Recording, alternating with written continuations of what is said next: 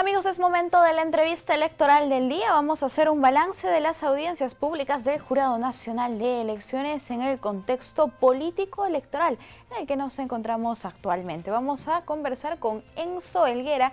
Él es analista político y especialista en temas electorales. Enzo, ¿cómo estás? Muy buenos días, bienvenido.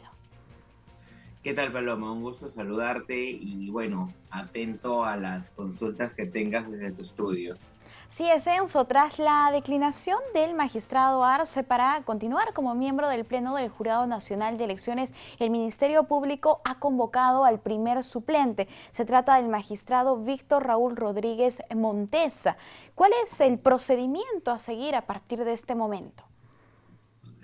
Bueno, de hecho es una terna porque también hay un segundo suplente. En este caso, después de haber nombrado al primer suplente y presentarlo ante el Jurado Nacional de Elecciones, lo que compete es que el Jurado Nacional de Elecciones lo declare, lo decrete como el nuevo miembro y que los procedimientos de manera automática se puedan restablecer en acuerdo previo, evidentemente, con los horarios de trabajo y la permisibilidad y presentación de las personas. Y este procedimiento ya continuaría con normalidad el quórum necesario para el procedimiento de toda esta parte final en el proceso y la contabilidad o validez de las actas y las observaciones que han hecho. En todo caso, lo que corresponde es que este nuevo magistrado juramente ante el Jurado Nacional de Elecciones y ya continúen con estas audiencias. Enzo, ya hemos visto esta semana, precisamente hace algunos días, las audiencias de pedidos de apelación por la organización política Fuerza Popular. ¿Cómo has observado estas causas, estas vistas y deliberaciones? Además, me parece que ya se ha establecido un criterio. ¿Lo que viene tendrá que ser resuelto de similar manera?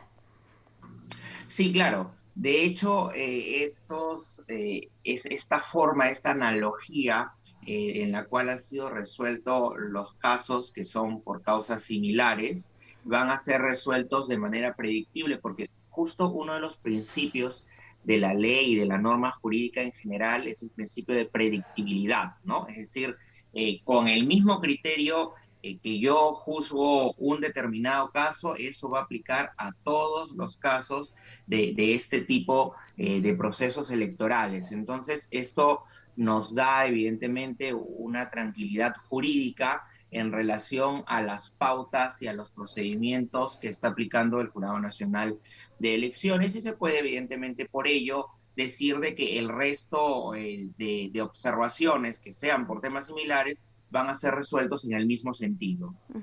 Estos 10 primeros casos cuentan como jurisprudencia en todo caso. Sí, claro. De hecho, la jurisprudencia es lo que va armando el Tribunal y el Jurado Nacional de Elecciones a través del sentido en el cual van sus sentencias, por la cual van sus resoluciones. Todo ese sentido forma una jurisprudencia y es una base electoral rica que va a aplicar o que puede aplicar no solamente en este proceso electoral, sino en otros procesos electorales, salvo que la norma interna sea modificada o la misma ley orgánica de elecciones sea modificada. Pero mientras esta no sea modificada, esta jurisprudencia queda para situaciones del mismo carácter o de carácter similar. Perfecto. Otra cosa que se ha visto en el marco de estas audiencias es que algunos pedían una instancia probatoria en la justicia electoral. ¿Esto es posible? No, de hecho, solamente hay una doble instancia que es por la misma entidad, que es el mismo Jurado Nacional de Elecciones, es el Jurado Electoral Especial, y la instancia superior que viene a ser ya el Tribunal del Jurado Nacional de Elecciones. Entonces, la etapa, digamos, probatoria que puede regir en otras ramas de la justicia o del derecho, no viene a aplicar al derecho electoral. De hecho, este de acá es un proceso breve, ¿no? No es un proceso, no es un largo proceso judicial como sí pueden haber en otras instancias civil o penal. Aquí, si es que uno tiene, digamos, la instancia probatoria está incluida en el momento en el que uno va a presentar el caso, ya tiene que alegar todos los medios probatorios. porque si este fuese un largo proceso en donde tuviésemos todas las etapas pues de manera separada, podríamos hacer un proceso de 1 o 2 años, ¿no? Entonces, y eso evidentemente es lo que no se quiere porque causaría inestabilidad a nuestro país. Entonces es por eso que la norma es concreta y el proceso es corto y abreviado. Ujú. También en el marco de estas audiencias, el Pleno del Jurado Nacional de Elecciones ha decidido hacer de conocimiento del Ministerio Público las denuncias sobre presuntas irregularidades en algunas mesas de sufragio. ¿Cuál es el procedimiento que tiene que seguir ahora en la Fiscalía? Bueno, en realidad es una facultad importante que tiene el Jurado Nacional de Elecciones y en aras de la transparencia, lo que a él no le corresponde, ni al derecho electoral le corresponde, pues, dilucidar, es hacerlo partícipe e informar al Ministerio Público, ¿no? Y eso es lo correcto, lo transparente y lo óptimo que puede hacer un Jurado Nacional de Elecciones. Y ya le corresponde al Ministerio Público empezar por la etapa indagatoria, por hacer la investigación, ¿no? Y en ello, pues, va a recurrir, por ejemplo, si hubiese algún problema de firmas, va a recurrir a las personas, etcétera, y va a llegar al final de los resultados. Esta es la etapa que obviamente puede durar mucho tiempo, ¿no? Pero para reunir pruebas, y ya este es un procedimiento completamente diferente que no corresponde al derecho electoral, y aquí es importante, Paloma, aclararlo, porque muchos en la opinión pública,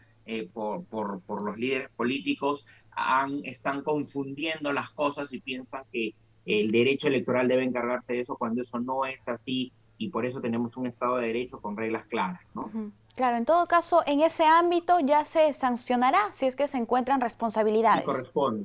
Ujú. Así es, así es. Y es una etapa larga, evidentemente, de investigación. Perfecto. Ahora, se habla de otras figuras que podrían tener los organismos internacionales en nuestro país. ¿Es competencia de ellos realizar algún tipo de auditoría? ¿Qué es lo que señala la norma, Enzo? Bueno, de hecho, la norma no autoriza, la norma del derecho electoral no autoriza a ninguna instancia supranacional que venga y tome injerencia dentro de una elección. De hecho, en ningún país democrático o que se caracterice por ser democrático solicita intervención o de países extranjeros o de organismos internacionales, porque esto en principio violaría justo un principio constitucional que es el principio de soberanía, es decir, el país debe resolver sus problemas por sus propios medios y con sus instituciones. De eso también depende la fortaleza de sus instituciones, el que no sea cuestionada o saboteada la institución fortalece más la democracia. Entonces, el Jurado Nacional de Elecciones tiene todos los mecanismos además, y la etapa, digamos, de auditoría también está incluida en realidad, Paloma, en el propio proceso, porque cuando la OMPE organiza pues todo este proceso electoral, hay veedores internacionales, hay los miembros de los partidos que están participando, colocan a un personero, además del Jurado Nacional de Elecciones, la OMPE y otro tipo de veedores también nacionales. Entonces, estamos hablando de que hay muchos ojos de por medio y todas las partes debidamente representadas. Esa etapa ya es una etapa en sí de auditoría, en donde si hay alguna observación en el momento, lo que hace la OMPE es los documentos que puedan tener errores observados ahí o que no estén de acuerdo incluso los personeros, lo informa, lo coloca en un sobre especial, lo informa y eso va para que el jurado electoral lo resuelva. Entonces, esa etapa digamos, de control y todo ello ya está subsumido en esta etapa de la elección, porque de lo contrario pasaría lo mismo, ¿no? Si abarcamos otros temas, pues nunca podríamos declarar a un presidente de la República porque lo judicializaríamos. Y finalmente es importante aclarar, al margen de que no haya derecho para que otras instancias internacionales vengan y nos contabilicen los votos, es importante decir que todas esas entidades en su momento ya se manifestaron y ya dijeron que el proceso electoral había sido ejemplar y democrático, y hasta el mismo Estados Unidos, digamos, como el padre de la democracia más avanzada, ha manifestado en el mismo sentido que somos ejemplo en la región respecto de la democracia y las votaciones que hemos tenido, y deberíamos sentirnos todos orgullosos como peruanos de tan buenas críticas y elogios que recibimos a nivel internacional.